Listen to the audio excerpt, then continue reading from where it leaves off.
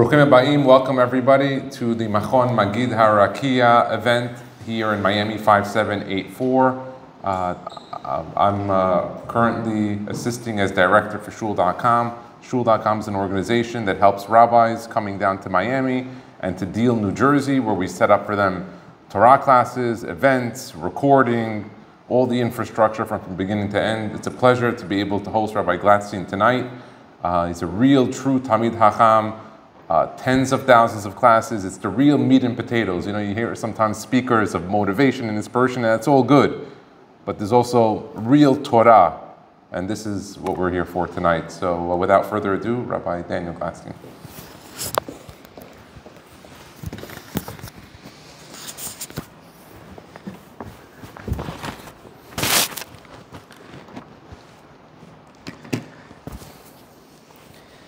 Thank you, Jonathan, for the warm introduction. I've already spoken in Miami for Shul.com, and I'm very pleased to see its growth over a very short amount of time. And Kain Yirbu L'Hagdot L'Hadira. Welcome, friends, to the first Machon Magid Rakia convention. So you say, what is a convention? What are you supposed to convene about? Torah, Shir. Okay, fasten your seatbelts. Whatever you thought about Purim, whatever ideas, whatever perspectives you had about Purim, I'm going to ask you to forget about. I'm going to ask you to throw out the window, because what we're going to learn this evening is a revolutionary and accurate report about what really happened. Let's begin with the following halacha that we're all familiar with. The Gemara Masechta Megillah says on Daf Gimel, the Gemara says, what do you do when you have a dilemma, when you have two important mitzvahs that coincide and you can only do one of them? What if it's either you could do the avodah in the Beis Hamikdash, you could be makriv a carbon tamid shel shachar, to carbon tamid shel ben arbaim, or you could go to the shul to read the Megillah. What takes precedence? Kriyas HaMegillah or avodah? Says the Gemara, we darshan from the pasuk mishpacha u'mishpacha that the families of Kohanim and Leviim are mevatel their avodah and they come to hear Mikra Megillah. In other words, Mikra Megillah trumps the avodah in the Beis Hamikdash. And then the Gemara continues. The Gemara says, Mikan samchu beis Rebbe, that the house of Rebbe relied on this, that if there was a public shir, mevatlin Talmud Torah uban l'shmaya Mikra Megillah, we interrupt learning and we come to hear the reading of the Megillah. So if you have two values, avodah Mikra Megillah, ding ding ding, Mikra Megillah wins. You have two values. You have Talmud Torah or Mikra Megillah, ding, ding, ding, Mikra Megillah wins. Mikra Megillah trumps avodah, it trumps Talmud Torah. Now, if I were to ask you, why? Why does Mikra Megillah trump avodah? Why does it trump Talmud Torah? You would say, look, there's no question, avodah is doraisa, avodah is more important. Torah is doraisa, it's more important. But what could you do? Mikra Megillah is what is called a mitzvah iveres. It's a passing mitzvah. If you don't read it now, then you'll never be able to mekayim the mitzvah. So even though avodah maybe is more important and learning is more important, however, Mikra Megillah is fulfilled, because if not now, then when? We're going to read it on the 20th of Adar. There's no alternative. It's either now or never.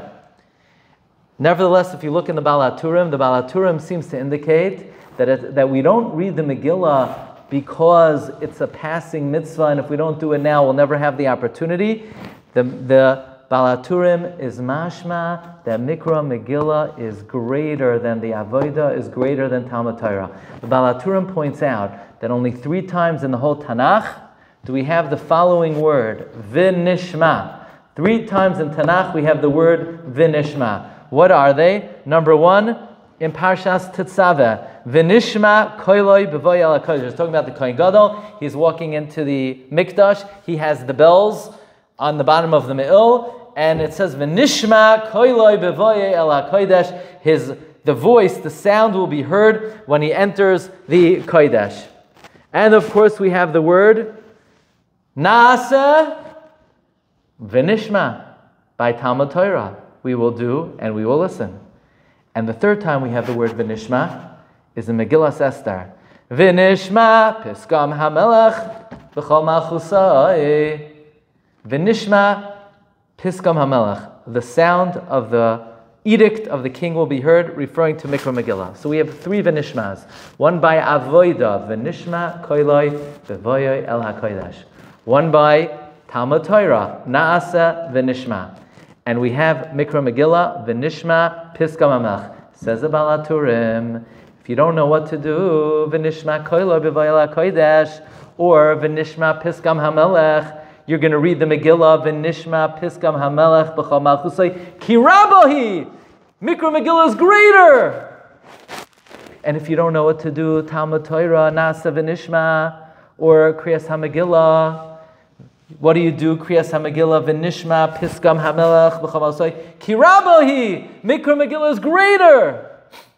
Furthermore, the Baal HaTurim says, ki rabohi. Rabbah is the one who says in the Gemara that Mikra Megillah is greater than Avodah and Talmud Torah. Ki Rabbahi, Rabbah's the man.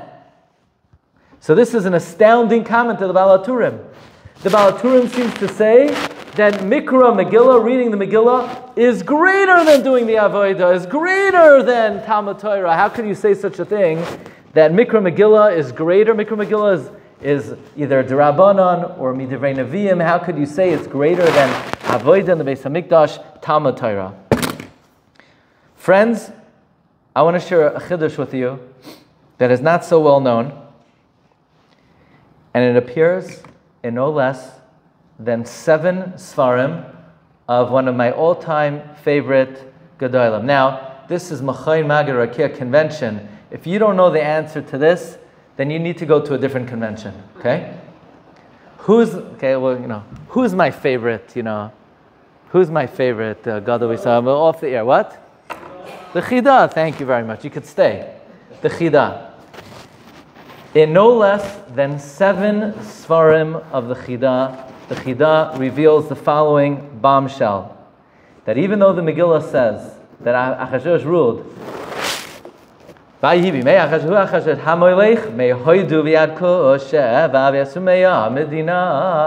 ruled 127 Medinos, and they told you in kindergarten Achashverosh ruled over the whole world, and you read the Gemara in Megillah that he was Malach B'Kippah, he ruled over the globe. Says the Chida, it's not true. Achashverosh never ruled over Spain. He didn't rule over Sfarad. He didn't rule over Africa. Who knows where Africa is? It's very close to Africa. It is Africa, actually. Egypt, he didn't rule over Egypt. Says the Chida, Achashverosh didn't rule over Sefardim.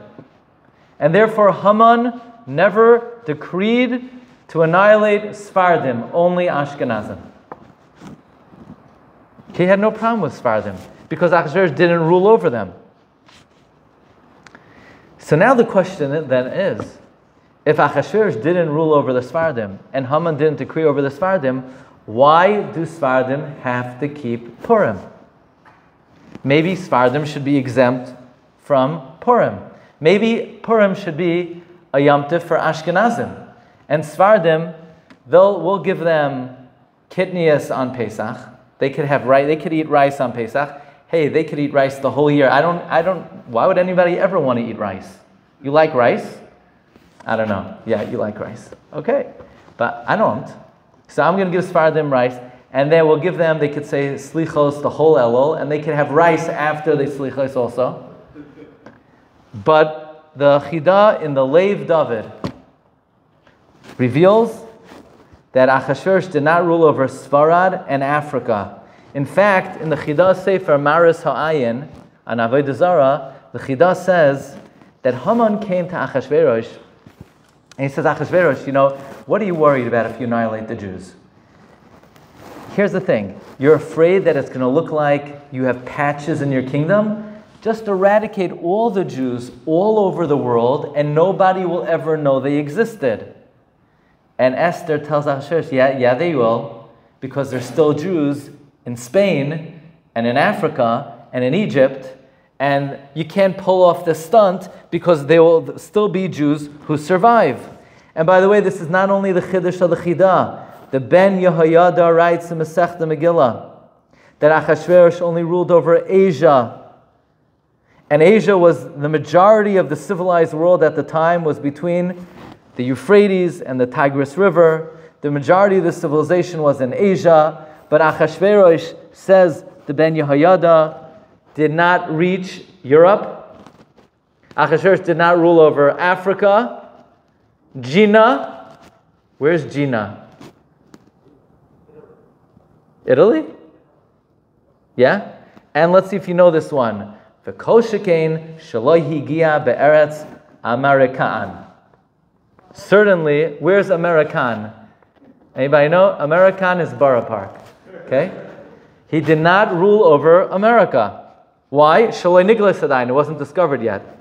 Therefore, when the Gemara says Achashverosh ruled over the Kippah, it means he ruled over the civilized world that was known about. Because if you look in the Medrash says there are 252 Medinos in the world. So Achashverosh ruled over 127, majority, Roiv. And therefore, the Chida brings the very interesting question that why do Sefardim have to keep Purim? Their lives were never in danger. So far, we've quoted two Sfarim of the Chida, the Lev David. After the Holocaust, my grandfather published the first two Sfarim for the survivors, one of them being the Lev David of the Chida.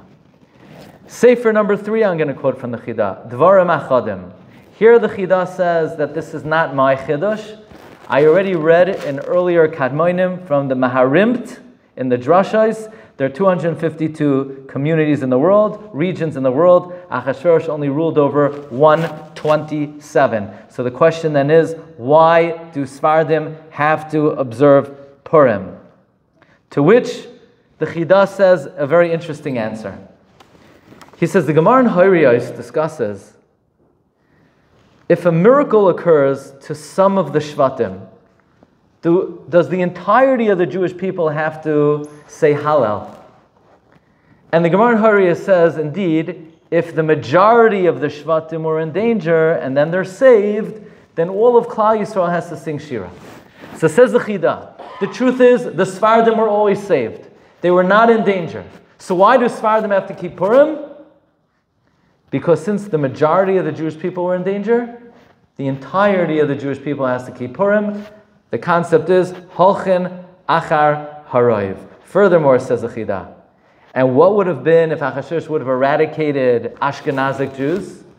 Then the Goyim would have got wind, maybe we should try this with the Sefardim, and ultimately their lives would have been in danger, so they also have to keep Purim. Furthermore, the Chida says that in the aftermath of the Purim story, all of Klal Yisrael were Makabel Torah Ba'ahava, so whether their lives were in danger or not, Hadar Kiblua B'mei Achashverosh is going on Ashkenazim and Sefardim. Even the Sefardim willingly accepted the Torah out of love, and therefore Sefardim also are obligated in the Yom Tif of Purim. This is what the Chida says in the Sefer Dvarim Achadim. But this is not ultimately the answer that the Chida sticks with. Okay, we're up to the fourth Sefer where the Chida discusses the subject, Nachal Eshkol.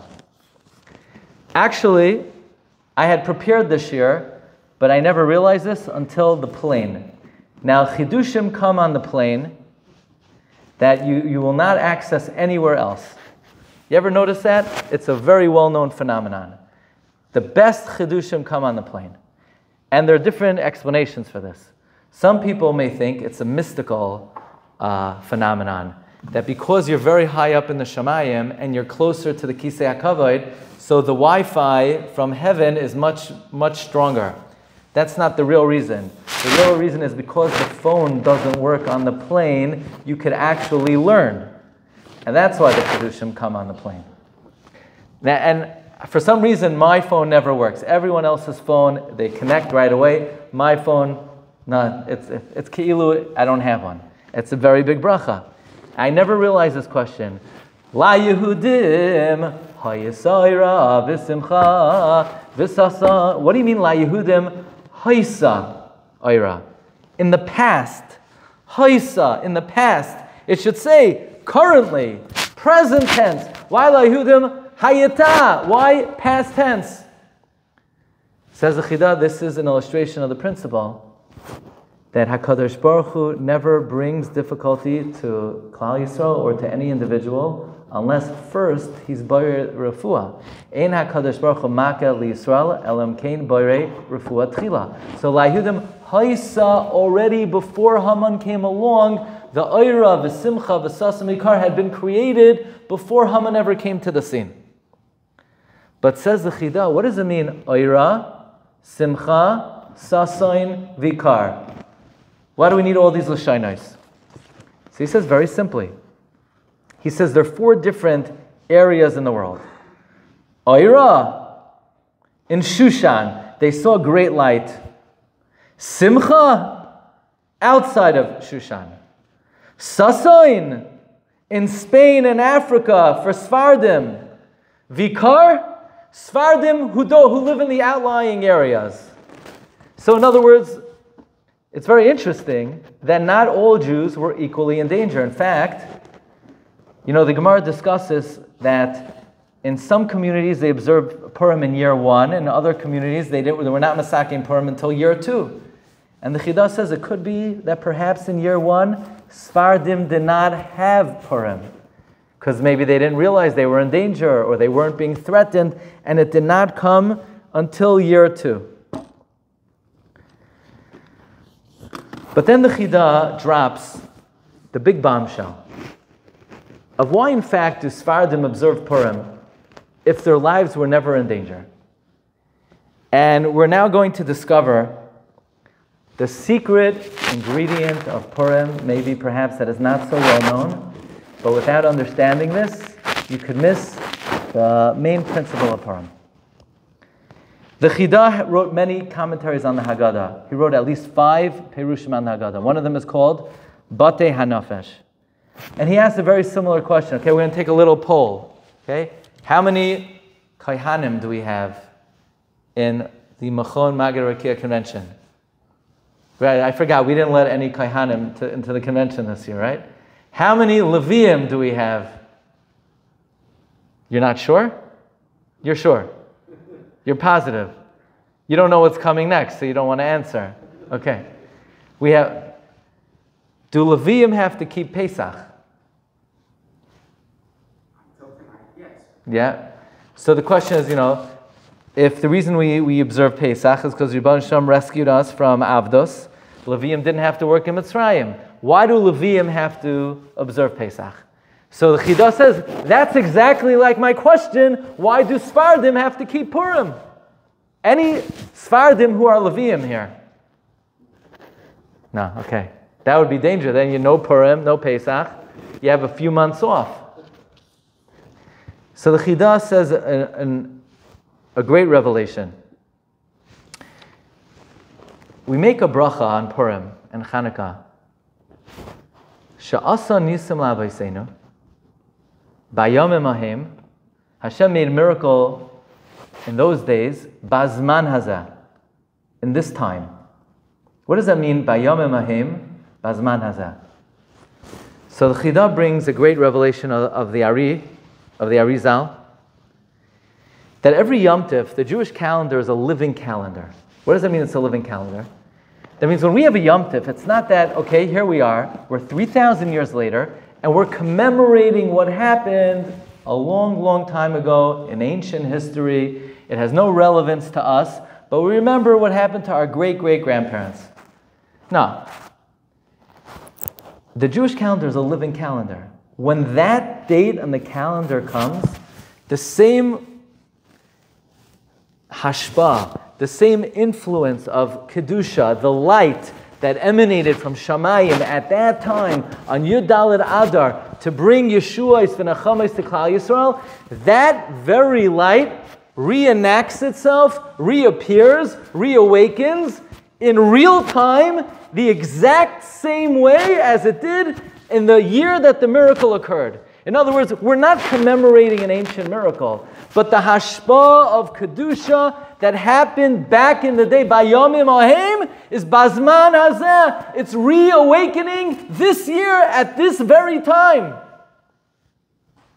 And therefore, says the Arizal, Sefardim were not in danger and they were not threatened but we don't celebrate Purim because our lives were saved.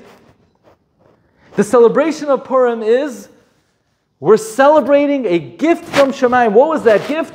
Great influence of Kedusha came down on that day 3,000 years ago, and it reoccurs and reappears and reawakens every single year at this time of the year. And therefore, whether you're Sefardi, Ashkenazi, Egyptian, Moroccan, Yemenite, you eat rice, you don't eat rice, you like rice, you're allergic to rice, whatever your relationship with rice is, you have to observe Purim. Because there's a certain influence of light that comes down. So you'll say, okay, was there something distinct or unique about the light of Yud Aleph Adar more than any other time of the year? And in fact, we're going to learn something out of this world. Please take a look at number 12 on your sheets. Lines of the Chassam Sofer. Rabbi Yaakov Lev is going to send this out to a few hundred people immediately. Okay? This is perhaps the most astounding comment in all the writings of the Chassam Sofer. Chassam Sofer says, She'or Kadosh HaKolo b'Megillah, the great holy light that's included in the Megillah, Hu Mamish Yoiser Gadol v'Nichbad Mitorasenu HaKadosh ba'atzma. It's greater and more honorable than the Torah itself. You ever hear anything like that? The light in Megillas Esther is greater than the light in the Torah itself. El Mole Amroi, if the Chassam Sofer did not say this, you couldn't say such a thing. You know, it would be, you would think it's EF Shul Amroi. Now, I always thought that the Lashon of Chassam Sofer was, it's Kemat Yoiser Gadol. No, he doesn't say that. He says the light of Megillas Esther is Mamish Yoiser Gadol v'Nichmad. It is greater. How can you say that? What does it mean? The Arizal tells us that La'asad Lavai, all the books of the Chumash will become all the books of Tanakh will become batal, except for Megillas Esther. You ready for the lashon of the Arizal? V'hatamhu, look at number 13 in the Shar Kavanos.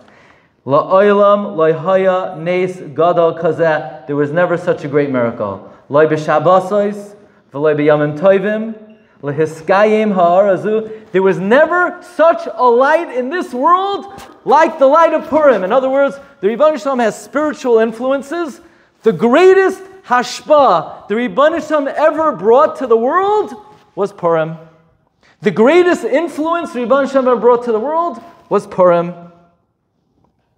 And Arizal brings in the Pri Eitz Chaim, Hashem Yisbarach roitza lahitav imanu. Hashem wanted to bestow goodness on us. Ulahayar lanu b'chol zman uzman, and to illuminate for us in all times. U'b'chol shana v'shana. V'shet tamid b'yamim ha'ela yisgala oisai ha'ara shel Mordechai afilu achar heyoisan v'tishar kayemes tamid. Says Ari, listen to this. Ha'ara hazois loy hoisa loy b'shabos v'loy b'yomtiv ela b'purim b'lvad. The light of Purim, there's nothing ever comparable to it. Not Shabbos, not Pesach, not Shavuos, not Chanukah. So how do we understand this? It seems like, if I were to ask you, the Rebbeinu Shalom has given a lot of gifts to our people. He gave us the Torah. He's given us Shabbos. He's given us Yom Tov, Pesach, Shavuos. What was the most sublime, elevated, spiritual gift the Rebbeinu Shalom ever bestowed to Klal Yisrael? The Arizal says the greatest or ever to come from HaKadosh Baruch Hu to the Jewish people is Purim, is Megillas Esther. I mean, would you have thought that? How do we understand that? Why would the Megillah be the greatest light to ever come from HaKadosh Baruch Hu? How could something be more sublime than the Torah itself? If I were to ask you, is there any document holier than the Torah? Before you came in here, you'd say, of course not. How could such a thing be? So I want to share with you a very simple medrash. Take a look at number 15. Rabbi Chanina bar Yitzchak Amar. Rabbi Chanina bar Yitzchak says, Shloisha noivloisein.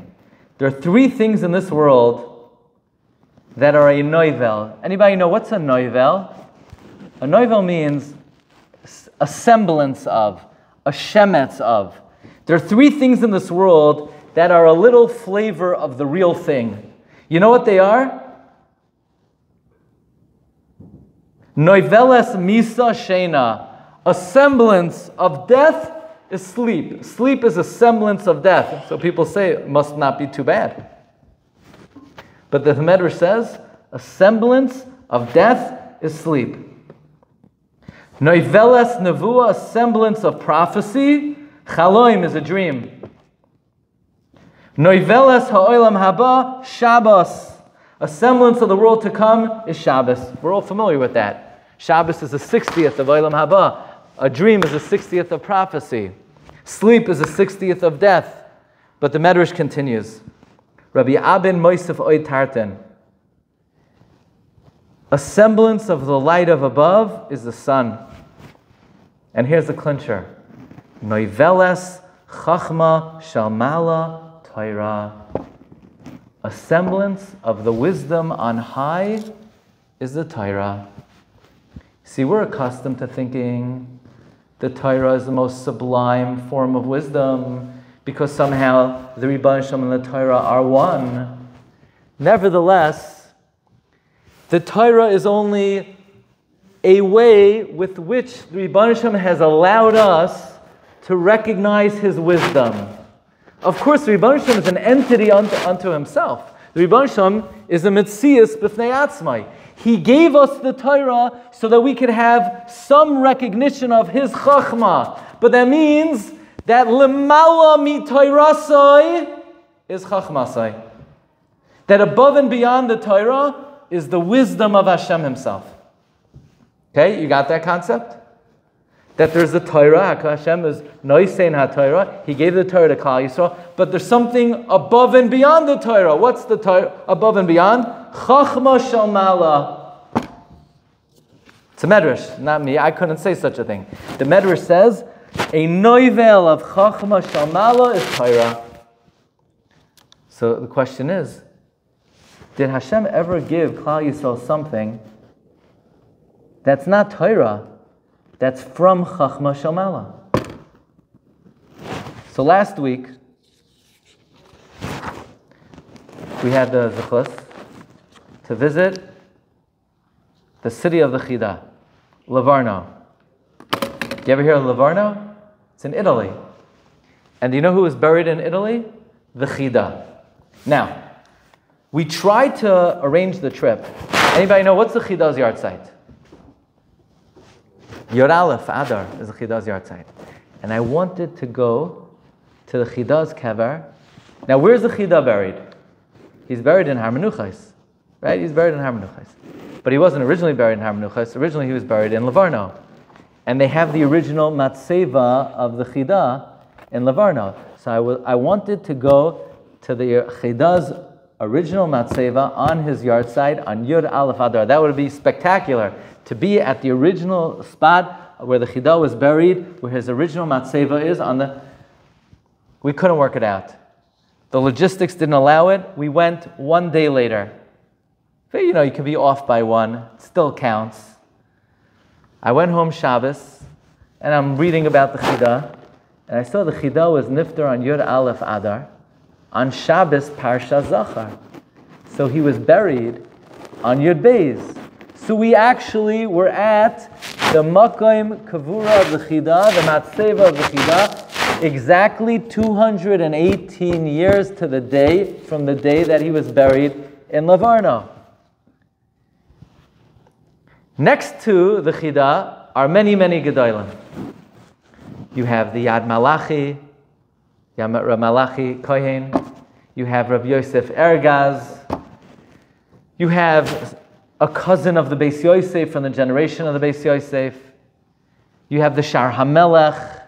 You have Rabbi Yehuda Saraf, the Rebbe of the Pri Chadash. And right there in Livorno, on that all-star line, you have Reb Chaim Kohen. Reb Chaim Kohen is the author of Tur Barekes, Talmud Muvak of Reb Chaim Vital. And in the great Sefer, Shvilei Pinchas on Purim, I remember seeing this many years ago, he brings a Chidush Noira V'Oyam from Reb Chaim Kohen, the Talmud of Reb Chaim Vital, to explain this medrash. If Torah is only a noivel of Chachma Elyoina, did the Rebbeinu Shalom ever in the history of the world give Klal Yisrael a little flavor of what the Chachma Elyoina is? Yeah, one time. Megillas Esther. Megillas Esther is, in a way, lemala min haTorah. It's the raw divine wisdom of HaKadosh Baruch Hu. You know, I'm sure you're familiar. There's a famous code. My father said it over to many audiences, where the exact date of the hanging of the 10 Nazis in the Nuremberg trial is written openly. The date is written openly. You have the small tuf, the small shin, you have the small zayin, 1947, and you have the big vav, the 6th time that appears. Do you have any other similar type of raw, open, divine information where the Torah gives black and white, where thousands of years before, the Torah gives you a date of a future event? People have told me that in their mind, that is the most raw, open proof for the divine origin of the Torah. You don't have anything like that in the Chumash, where the Chumash gives dates of future events, black and white. The answer is Megillas Esther is different. Megillas Esther is not Torah. Megillas Esther is Lamala. It's from the Chachma HaElyoina. It's the raw. You see, we need the Torah, because how could a human being cannot have any hasaga of Chachma Elokis. So Rebbeinu Shalom said, okay, let me couch it for you. Let me wrap it for you. Let me bring it down into human terms. So you can have Sharsha, Nagach, Esapara. You have, the Torah talks about things that happened in the life of Basar V'Dam. But that's not Chachma Elyoina. It's the Torah that the Rebbeinu Shalom clothed and cloaked for us, so that we can understand Chachma Elyoina. But did he ever give us Chachma Elyoina? Megillas Esther. Says Reb Chaim Kohen, that's why Mevatlin Talmud Torah Ubain L'Shmaya Mikra Megillah, because Mikra Megillah is greater than Talmud Torah. That's why this explains the Baal HaTurim. If you don't know what to do you do the Avodah or do you do Mikra Megillah? Kirabahi! Mikra Megillah is greater! If you don't know what to do, Talmud Torah or Mikra Megillah? Kirabahi! Mikra Megillah is greater. In fact, the Bnei Yissaschar writes in many places, the reason why, you see, Sefardim got this right. What do you call rabbis? Chacham. Because the shoresh of Nishmasam comes from the Chachma HaElyoina, the Bnei Yissaschar says. There's no such thing as a rabbi. It's not a Jewish term. In the Chumash, there's only one Rav, Esav. There are no other Rabbanim. There's only one Rav. For Rav Ya'avoid Tza'ir. The Abarbanel came to Italy. He said, he came here, he saw a new kind of person, rabbis. He says, it's a mimic of a professor or a doctor, but it's not there's only Chachamim. Chachamim. Where is the root of your soul? The root of the soul is Chachma HaElyoina. La Yehudim Haisa Oira. The oir of Megillas Esther is a light of which the world had never seen before and never will see again. The light of Purim is a light that the world never saw. Says the Chida, the reason why Sefardim observe Purim, it's not because their lives were in danger. It's because Purim is not a celebration of the fact that the Rebbeinu Shalom saved us. It was a celebration of the greatest gift the Rebbeinu Shalom ever gave to Klal Yisrael. A spiritual light and influence, the likes of which the world never saw. Greater than the giving of the Torah. So I want to share with you a very interesting thought. According to the Chida, Sefardim's lives were never endangered in the times of Purim. There's a very eerie parallel then, that there was another Gezerah in our century, someone, Mizera Amalek, someone who has his roots in Haman. Of course, we know Hitler. And also the Imrei Emes said that primarily, that was a Gezerah on the Ashkenazim and not on the Sefardim. And the Imrei Emes gave a reason even. Imrei Emes wrote that the Sefardim who show proper kavod l'tefillah, Hitler was not able, for the most part, to make a Gezerah upon them. And I'm not commenting regarding anyone deserving or not deserving. Let's just observe one simple fact. That the two Gezeros of Lahashmid, Laroig, Uliabed in our history, in the times of Haman and the times of Hitler, were both predominantly on Kehilais Ashkenaz and not on the Sefardim.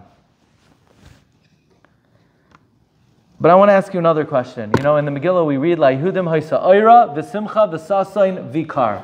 That after the miracle of Purim, we had bris milah. What do you mean we had bris milah?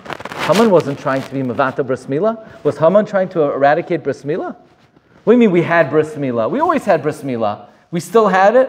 We still have it. We always had it. Why are we celebrating? Why is Purim a celebration of Bris Milah?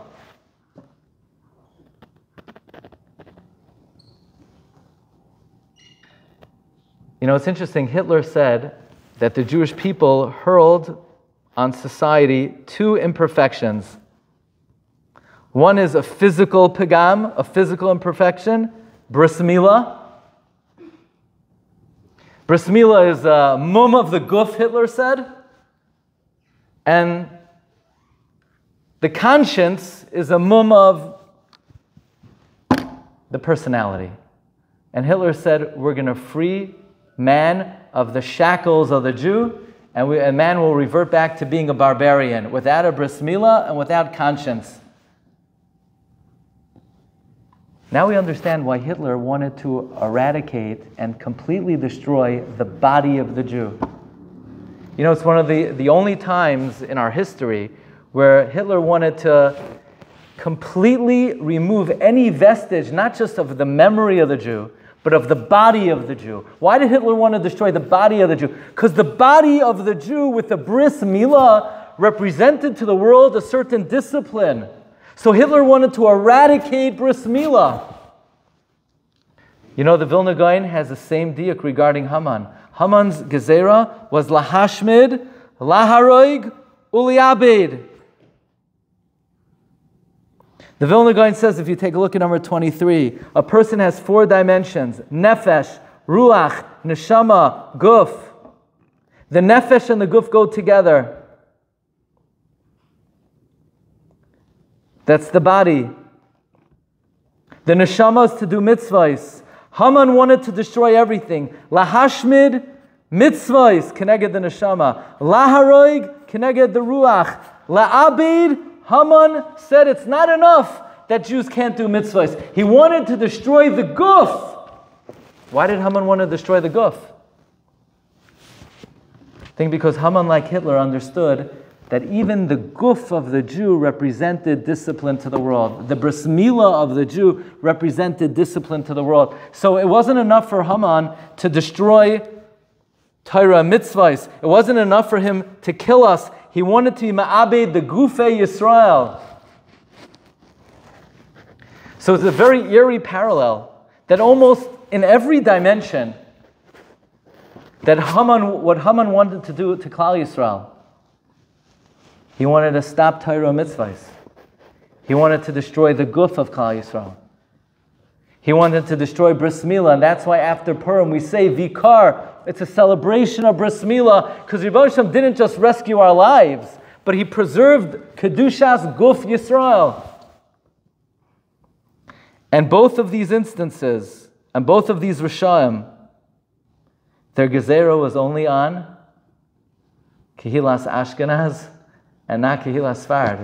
It's mind-boggling to observe this parallel. That in the both decrees against the Jewish people, the two most severe Gezeros on Klal Yisrael, Haman and Hitler both, for the most part, absolved Kehilas Sfard. So the Chida is bothered. So why do they have to celebrate Purim? And the Chida says, in his opinion, there's only one answer. And again, this is something the Chida speaks about in 7 of his Sfarim. It's a celebration of the greatest hashpah of Kedusha the Rebbeinu Shalom ever gave Klal Yisrael. I want to end off by reading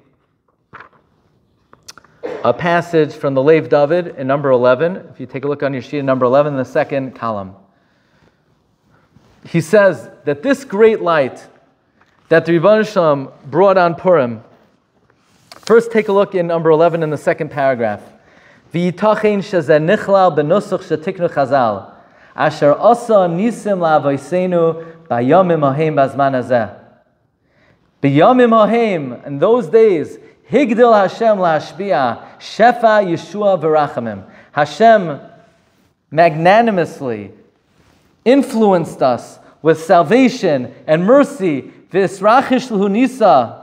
V'gam bizman hazeh mischadesh hashvas harachamim. And in this time, also, there's a great influence of rachamim. But please take a look in the final paragraph in number 11, where the Chida makes a very bold prediction. Says Reb Chaim Yosef David Azulai, the light of Purim is such a powerful light. Uve'enai hadavar pashut. In my eyes, it's obvious. Shem kol Yisrael hayoim hazeh. That if all of Israel on this day, Asher zera Amalek latevach yuval, the day that we slaughter Amalek, v'nafal Haman hara hazeh.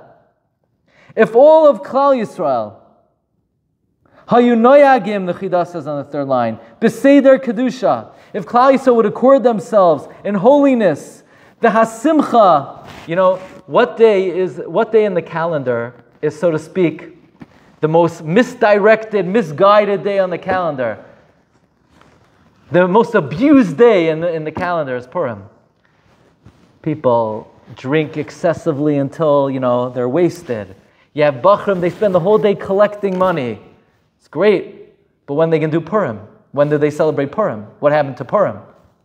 Says the Chida, if on this day the Simcha would be Mikudeshes, v'yeser hayoim oiskim b'Torah, and the rest of the day, besides Megillah and besides the mitzvahs hayoim, one would be involved in Torah, kol echad kafi shiura, each person according to their madrega.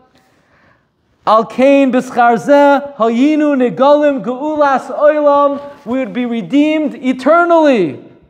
V'yimcha zechar Amalek, we would wipe out Amalek. Because on the day that Amalek began to fall, Im Yisrael hayinu misamsim b'Torah mitzvahs, Amalek would be destroyed completely. Uva letzion goyal. Umagam asher roiv Yisrael marbim tzedakah yem hazeh. Especially the majority of Klal Yisrael, they do so much tzedakah im amelei Torah. And how many hundreds are dedicated to mitzvahs? All of this tzedakah and all of this kedusha and all of this Torah. By the way, Chassam Sofer writes, he has a tradition from his Rebbe, Remendel Lilig, that anyone who is oisek b'Torah between Megillah Shalayla and Megillah Shalyom, muftach loy shahu ben olam haba.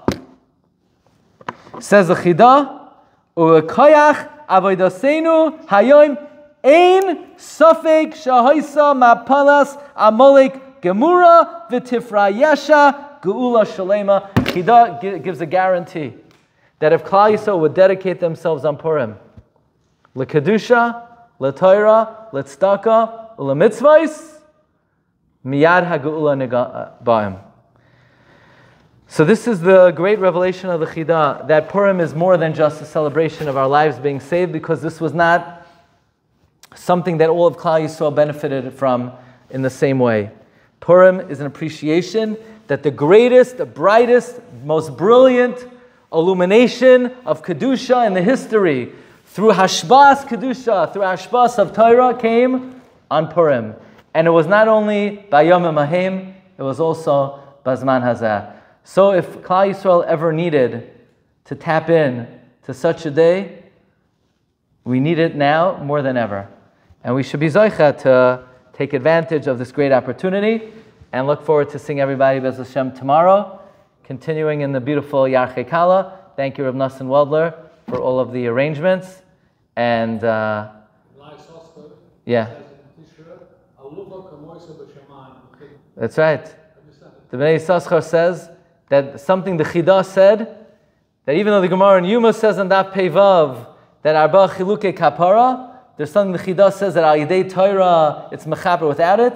Whatever the Chida says down here in this world, they paskin like that in the Bezdin Shamala. So, and there was just the yard side of Rebbe Melech of Lezhensk, who says that Hashem brought the Chida to this world to ward off the Sitra Achra. Through the Svarim of the Chida, it pushes off the Sitra Achra. So tonight we learned from 7 of the Svarim of the Heilige Chida. Zechusa Yagin Aleinu. Thank you very much. Gute Nacht.